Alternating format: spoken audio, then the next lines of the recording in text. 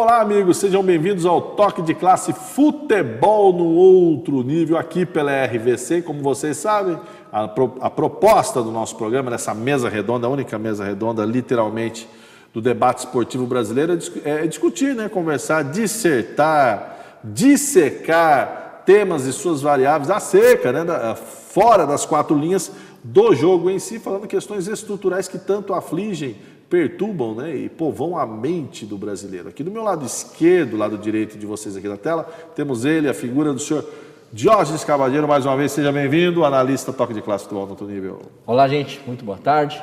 Nós vamos falar o que eu mais gosto, que é o futebol. Perfeito. E do meu lado direito, lado esquerdo da tela, ele também faz parte, é um dos analistas da equipe Toque de Classe Futebol no Outro Nível, Matheus Nogueira. Mais uma vez, seja bem-vindo.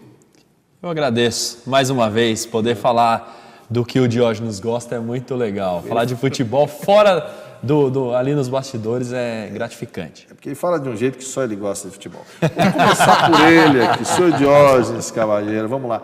O tema de hoje é para o nosso programa, para discutirmos, afinal, qual o legado da Copa 2014 no Brasil? Estamos perguntando, porque estamos aqui há poucos dias, né, em tese, do início da Copa da Rússia já em 2018, e passamos já um ciclo de Copa do Mundo encerrando. Aí começamos a perguntar, mas afinal, qual foi o legado daquela Copa 2014? Ficou alguma coisa, Diógenes?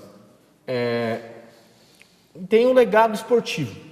O legado esportivo é inegável que ficou, né? Então hoje você tem arenas modernas que você pode assistir suas partidas, né? Então hoje o torcedor sabe que pode pegar seu ticket numerado, ver o teu número e você vai sentar no seu lugarzinho que você comprou, né? As arenas de Porto Alegre, Curitiba, São Paulo, Salvador, essas estão todas em uso e funcionando de maneira adequada, né? Sem falar do Rio, que era o Maracanã, já existia o estádio, mas ele foi modernizado. Destruído. Né? Destruído, né? Porque não era para tombar, não era para destruir a parede, foram descobrir só depois que não era para destruir a parede. O marquês dele, uma pena. Aí já foi. Sim. E tem os estádios que não estão sendo utilizados, que para mim é o grande pecado, né? Você tem a Arena de Manaus, que é das arenas que foram construídas, é das arenas mais bonitas. Do ponto de vista arquitetônico, lindíssimo. Mais bonitas. Está lá, jogada, porque o futebol amazonense não tem representatividade no futebol nacional. Né? Então, tem esse legado esportivo que, em algumas regiões, teve êxito e tem regiões que está abandonado.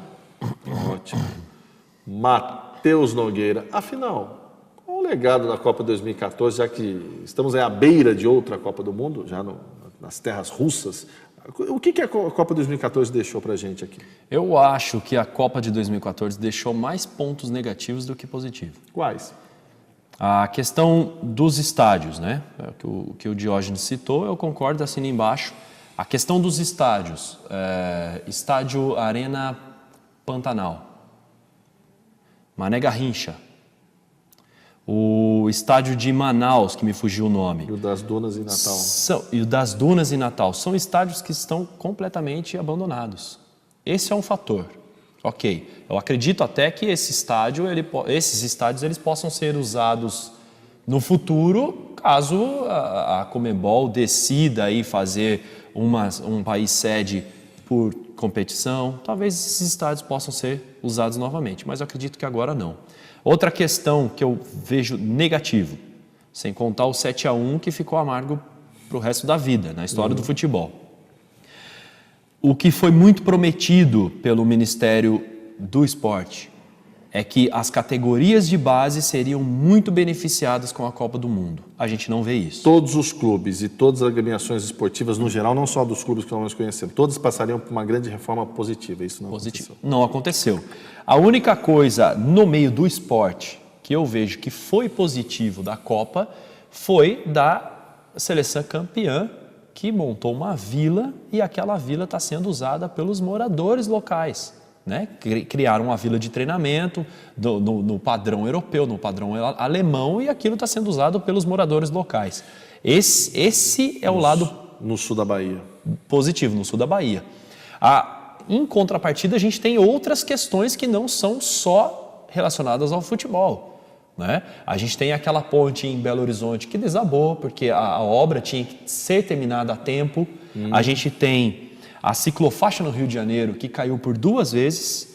Um ciclista estava trafegando, ele caiu e veio a falecer.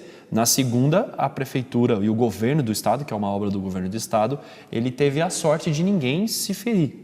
Ou seja, são a estação, né? A gente falava aqui em off sobre a estação Engenheiro Goulart em São Paulo, na Zona Leste, que seria uma estação que teria que ser entregue para a Copa de 2014, junto com a linha de ligação ali, Secap e Aeroporto de Guarulhos, foi entregue no final de janeiro. Explicaram, foi acontecer o seguinte, sabe? Era a Copa, não falaram qual.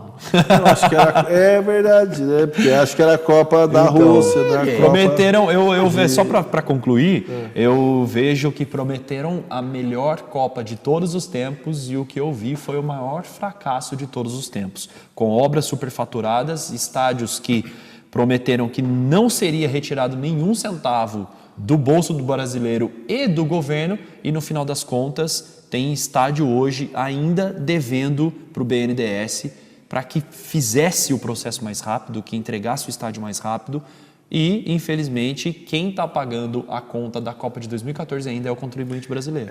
Porque segundo, inclusive algumas empresas que trabalham em questão de auditoria e afins, eles dizem que o custo da Copa do Mundo no Brasil passou os 42 bilhões de reais, mais ou menos, né? Bom, vamos chamar o intervalo agora, Matheus e Diógenes, e já voltamos com um toque de classe futebol no outro nível.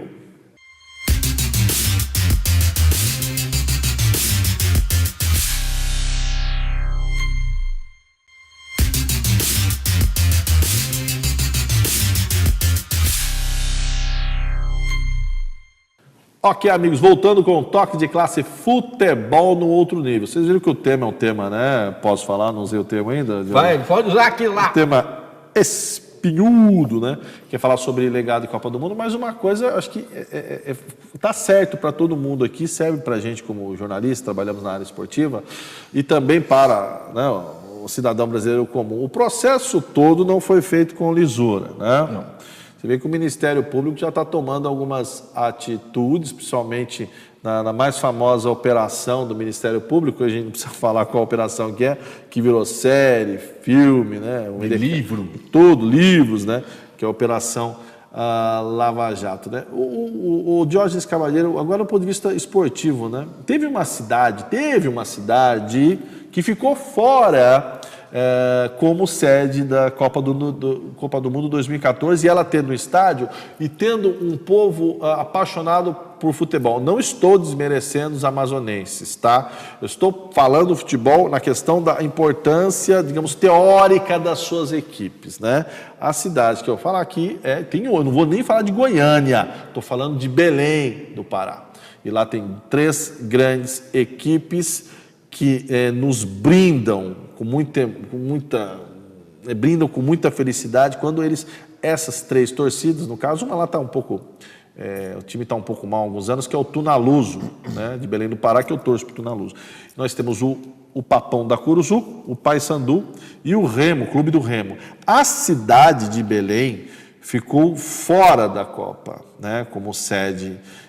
De tudo que foi errado em todo o processo, eu acho que sacar a cidade de Belém, como foi sacada a cidade de Goiânia, que tem terra do Goiás e do Vila Nova, acho que foi um dos maiores absurdos do ponto de vista logístico, né? Do esportivo e também logístico. Os aeroportos continuam amigo, mas a questão o que eu quero falar é a questão das sedes. Como vocês avaliaram a escolha das sedes? Não vou nem falar dos elefantes brancos, né? Não se sabe o que vão fazer com a Arena das Dunas, a verdade é essa. Mas a questão das grandes cidades que poderiam ter sido as queridas aí, em termos de futebol, como poderiam ter sido escolhidas como Belém, Goiânia e Florianópolis. Como você vê a não escolha dessas cidades? Na época. Na época, né? Para mim foi totalmente errado, equivocado, porque foi decisão política. Meramente política. Não foi decisão desportiva. Porque se fosse vamos colocar, se fosse decisão, uma decisão puramente esportiva do desporto, né? Você tinha as arenas do Grêmio e a do Inter disponíveis. Sim. Você podia entrar a um acordo aqui em São Paulo com a arena do Palmeiras terminar ao estádio um pouco antes. O Morumbi. Morumbi. Uma bela de uma reforma no Morumbi. Né? O Rio você teria o Maracanã e talvez algo a mais. O que eu estou querendo dizer é colocar as arenas onde o futebol é desenvolvido. Ah, mas Diógenes, esse é um discurso muito elitista. Vamos colocar onde não é desenvolvido para se desenvolver. Aí cai no que o Matheus Aí Nogueira você falou. vê o que aconteceu. Você vê elefantes brancos, não se sabe o que faz com os estádios, e foram gastos milhões de reais nesses estádios. Ok. Foi dinheiro jogado fora. Questão de legado, vou falar um pouco de legado. Sendo sucinto, né? O maior exemplo de legado de um jogo, de um evento desportivo é Barcelona 92. Que a cidade foi refeita do começo ao fim. E não era nem para a Copa do Mundo, era para os Jogos Olímpicos. Então, se você pegar como base os Jogos Olímpicos de Barcelona e o que foi feito no Brasil, independente de qual for a cidade, o legado que foi feito foi legal. Agora vamos mudar. Vamos parar um pouco de estádio, né? Vamos falar de uma coisa que é corpo gestor agora. O 7-1, dizia o Matheus Nogueira que o 7-1 iria contribuir para a dissolução do comando do futebol nacional. E ficamos esperando isso acontecer e isso não aconteceu. O que seria necessário para que essa mudança? Acho que o legado da Copa negativo, na minha opinião, é a manutenção dos comandantes do futebol nacional. Você também acreditou que o 7-1 ia colaborar para a saída do comando do futebol brasileiro? Com certeza. Eu acredito que uma série de fatores aí, né, que resultaram no 7-1. Acho que o 7-1 foi só um deles, né? Acho que foi só a cereja do bolo. Não foi só esportivo, teve outras. Exatamente, então entra a questão política também. No meu ponto de vista, o momento, né, a gente está acompanhando aí, citou até Lava Jato, CPI e outros, entre outros, eu acho que o momento, mesmo a escolha tendo acontecido anteriormente, a escolha para o Brasil aconteceu em 2009. Então, mesmo tendo acontecido... Não, 2007, perdão. O Brasil, ele já vinha de 2006 para até os dias atuais, ele já estava balançando, já meio que querendo. Aconteceu a crise política em 2008, mundial, o Brasil se segurou, mas ainda assim era um caminho que levava a uma crise política.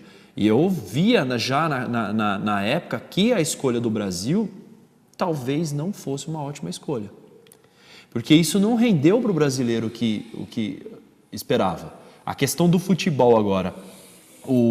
Eu vi o 7-1 de uma maneira, acho que todo brasileiro viu, né? O desfalque do Neymar, a seleção sentida sem o Neymar. Como assim? Se pôr toda a esperança em um jogador apenas e não no conjunto. E continua assim. Continua assim. Agora assim. Tem o Gabriel Jesus para dividir ali, mas ainda é no Neymar. E isso é péssimo para o futebol brasileiro. Prejudicial até para o próprio atleta. Exato. É tanto muita esperança. Do bem como para o lado do mal. Exato. Para o lado bom que ele vai se sentir o supra-sumo, mas para o lado é um fardo que ele não Mas a primeira coisa que me veio na cabeça quando aconteceu isso foi exatamente a primeira coisa que me veio à cabeça, e quando a gente vê esquema de corrupção influenciar diretamente no futebol. Eu vi toda a cúpula da CBF sendo trocada. E não aconteceu isso. Eu acho que para renovar isso no futebol, a cúpula da CBF tem que ser trocada. Para posteriormente os estádios Elefante Branco receberem de volta os espetáculos, ou de maneira definitiva aproveitar a vinda dos artistas de fora do Brasil e colocar evento nesses estádios para pelo menos ter alguma coisa nos estádios. Exato, perfeito. Bom, vamos para mais um intervalo, indo para o último bloco do Toque de Classe Futebol no Outro Nível. O tema hoje é legado da Copa de 2014. Já voltamos, amigos.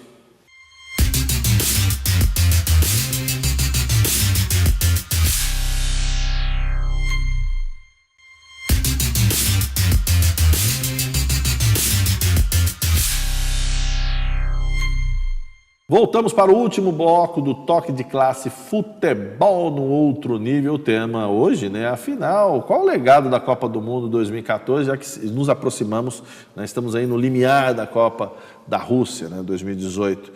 Diógenes Cavalheiro e Matheus Nogueira. Eu vou falar há uma sinalização, uma grande verdade, né, uma sinalização dos países de primeiro mundo, né, os europeus e os Estados Unidos.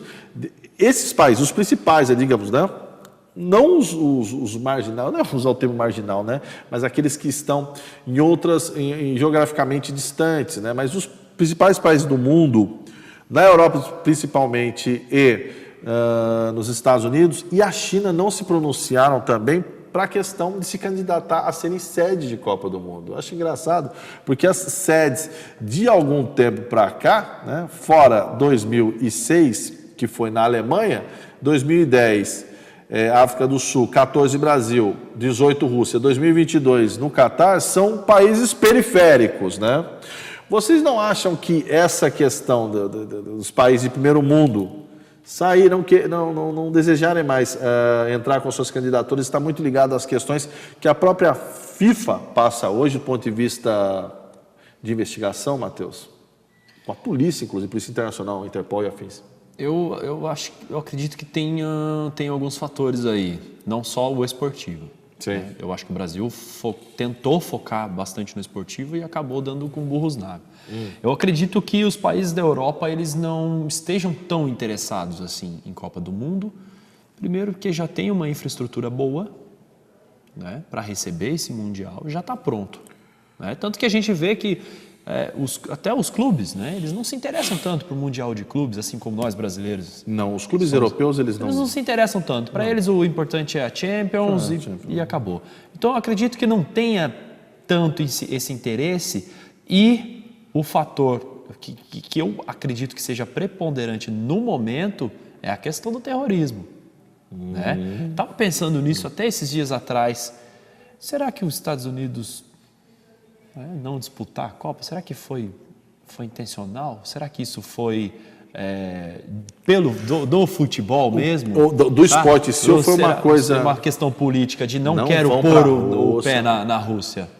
Entende? Eu acredito que na Europa, no miolo da Europa, Estados Unidos, principalmente essas duas regiões, eles não tenham tanto interesse no momento em Copa do Mundo. Acho que por isso que a gente não vê tanto a candidatura desses países para agora. Se você falar 2018 e 2022, é daqui a pouco. Exato. Né? Para um planejamento tão grande de Copa do Mundo, é daqui a pouco. Então eu vejo que, para o momento, esses países, esses caras não estão mesmo interessados nisso. Ok. Diógenes Cavalheiro, como você visualiza essa questão das não candidaturas dos principais países, em tese, né, da economia mundial? Enfim. A culpa é da própria FIFA. E vou dizer por quê. No momento que ela decidiu instituir o rodízio de continentes, sim, né, cada Copa em um continente, ela que antes não era. Antes você, quem quer ser candidato à Copa do Mundo? Os países colocavam seus nomes e era escolhido. Eram feitas as candidaturas e era escolhido. No momento que você limita isso, você coloca uma em cada nesse rodízio de continentes, você limita o número de inscrições desses próprios países desenvolvidos. Sim. Então, agora, que nem Rússia. Rússia não é Europa, é Ásia. É a vez da Ásia. Então que a maior parte do território russo fica na Ásia. Perdão. Rússia é Rússia. Catar é Ásia. Mas um pedaço do território russo fica na Ásia. Fica na Ásia. O maior fica na Ásia. A Rússia só se interessou. A próxima, 2022, é no Catar. Então, independente o tamanho do Alemanha, por exemplo, quisesse quiser a Copa do Mundo, não pode devido a esse próprio rodízio. Eu fiquei sabendo que na candidatura da América do Sul, na próxima Copa do Mundo, se cogita em fazer a Copa do Mundo na Argentina e no Uruguai. Nos dois, Nos dois. Exato. Nos dois. Após 2022, 2026. 2026. Então, para quê? Né? Não vai ser o Brasil porque não pode ser repetido. Os únicos países que têm infraestrutura e maneira de poder fazer uma Copa do Mundo na América do Sul é Uruguai e Argentina. Depois na Europa, quem vai ser o da Europa? Aí, quando chegar a vez da Europa, sim. aí nós vamos ver a realidade. Se realmente os países desenvolvidos estão desinteressados em ser país sede, que ser país sede depende muito do país onde é colocado. Se falar para lá amanhã que o Catar não vai ser mais sede da Copa do Mundo, devido aos problemas todos que já estão havendo por lá, e que vai ter que ser um país europeu, a Alemanha, por exemplo, está pronta. Sim. Exato. E o mais interessante, a Alemanha com um handicap de não negociar com a FIFA o tal da cartilhinha de obrigações, porque ela tem tudo. Uma coisa que a FIFA adora é o tal da cartilha, né? Você tem que fazer aquelas cartilhinhas lá de obras que você tem que atender alguns interesses e por aí. A Alemanha não vai aceitar, obviamente. Então, um monstro econômico que com certeza tem estádios suficientes para abrigar uma Copa do Mundo. Melhores do que padrão FIFA ainda. Estou falando, a Alemanha. Sim. Mas tem um monstro econômico. Há um monstro econômico que ele não se pronunciou. Parece que ele experimentou a coisa dos grandes eventos internacionais em 2008 e não se candidatou para mais nada, que é a China. A China é um país que fala assim, vai ter na China. A China faz 12 estádios em meia hora. E ela, por incrível que pareça, as telespectadores do Toque de Classe Futebol no Outro Nível, ela não se apareceu como candidata. 2008 foi a única experiência dela. Foi uma Olimpíada muito bonita, teve alguns questionamentos, principalmente do ponto de vista de poluição. Quem já foi em Pequim, eu tenho amigos que foram para lá e falaram que a cidade tem gravíssimos problemas de poluição, mas a China ela não quis e ficou à mercê dos países periféricos. Eu acho que é um misto aí de não querer se envolver com o comando da FIFA, que por incrível que pareça, eles também não houve grande alteração, né? Existem algumas dúvidas que pairam sobre a figura do presidente da FIFA, o Infantino, o italiano. Né? Italiano. Enfim. Bom, eu gostaria de agradecer mais uma vez a presença do senhor Diógenes Cavalheiro. Muito obrigado, senhor Diógenes, por participar do nosso programa hoje, no Toque de Classe Futebol no Outro Nível. O senhor que é do time de analistas. Muito obrigado. Até logo. E nós vamos falando por aí, tá? Tchau, gente. Até mais. Ok. E também agradecer o outro analista, né, do nosso time aqui, do Toque de Classe Futebol no Outro Nível, Matheus Nogueira. Mais uma vez, muito obrigado pela presença. Eu que agradeço. Agradeço o espaço, agradeço a TV pelo espaço de colocar esse assunto, né, nas entrelinhas para o telespectador é muito importante. Muito obrigado. Perfeito, colegas, amigos. E é isso, eu gostaria de agradecer a todos, tenham todos aí uma ótima semana e fiquem com Deus.